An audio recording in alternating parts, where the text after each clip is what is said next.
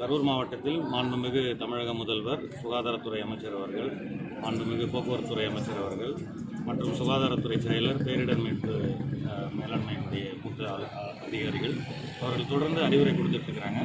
கரூர் மாவட்டத்தினுடைய சிறப்பு கொரோனா சிகிச்சை பிரிவு உள்ள கரூர் மருத்துவக் கல்லூரியில் மருத்துவமனையில் மொத்தம் தொடக்கத்தில் 159 பேர் இந்த சிகிச்சைக்காக வார்டில் பதிவு சேர்க்கப்பட்டதில் 72 பேர் பாதி பேர் சராசரியாக 50% குணமடைந்து தற்போது வீடுகளுக்கு திரும்பி இருக்கிறாங்க. இது ஒரு நல்ல முன்னேற்றமான ஒரு செய்தியாகும். இது சுகாதாரத்துறையினுடைய சீரிய சிகிச்சை, மருத்துவ அலுவலர்கள், செவிலியர்கள், சுகாதார பணியாளர்கள் மற்ற இதர துறையினுடைய சிறந்த பணிக்கு இது ஒரு நல்ல எடுத்துக்காட்டாகும். இப்போ முதல் கட்டமாக ஒரு குறிப்பிட்ட எண்ணிக்கை பாதிக்கப்பட்டவர்களுக்கான சாம்பிள் எடுக்கப்பட்டு டெஸ்ட் வந்தது, ரிசல்ட்டு.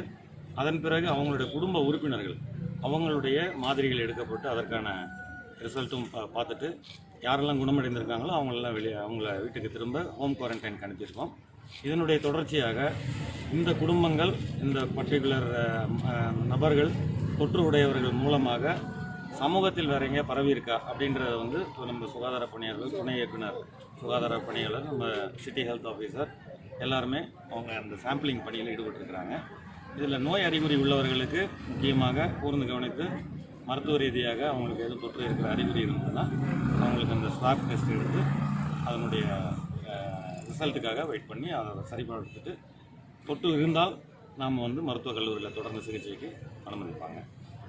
மருத்துவக் கல்லூரி மருத்துவர்கள் எவ்வளோ பேர் சிகிச்சை பெற்று வராங்க? கரூர் மாவட்டத்தை சார்ந்தவங்க தொடக்க மொத்தத்தில் 41 பேர் வந்து பாதிப்புக்குள்ளாக இருந்தாங்க. அதில் வந்து 18 பேர் வந்து பாதிப்பு உறுதி செய்யப்பட்டது. அதில் 9 பேர் குணமடைந்து, பாதிக்கப்பட்டவர்களில் சிகிச்சை பெற்று குணமடைந்து ரிட்டர்ன் போயிட்டாங்க.